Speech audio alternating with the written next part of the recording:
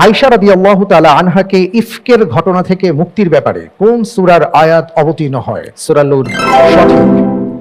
দান করে তা ফেরত নেয়া ব্যক্তিকে কার সাথে তুলনা করা হয়েছে? কুকুর বমি করার পরে তা আবার উদ্গীরণ করলে। সঠিক। রাসূল সাল্লাল্লাহু আলাইহি ওয়াসাল্লাম মক্কা থেকে মদিনা হিজরতের সময় কোন সাগরের পথ ধরে হেঁটেছিলেন? লোহিত সাগর। লোহিত সাগরের পথ। সঠিক। সাদ বিন মুআজ রাদিয়াল্লাহু তাআলা আনহু সর্বশেষ কোন যুদ্ধে অংশগ্রহণ করেন? বনু নাজির। আহজাবের যুদ্ধে। ঢাকার বিখ্যাত তারা মসজিদ কে নির্মাণ করেন? খান জাহান আলী।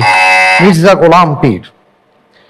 কোন মুসলিম বীর সেনাপতি তিব্বত অভিযানের জন্য বের হন?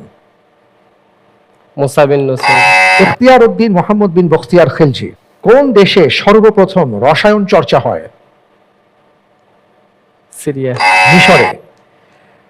কোন নবী দোলনায় থাকতেই কথা বলেছেন? ঈসা আলাইহিস সালাম। ঈসা আলাইহিস সালাতু ওয়াস সালাম। সঠিক। মাশাআল্লাহ তাবারাকাল্লাহ।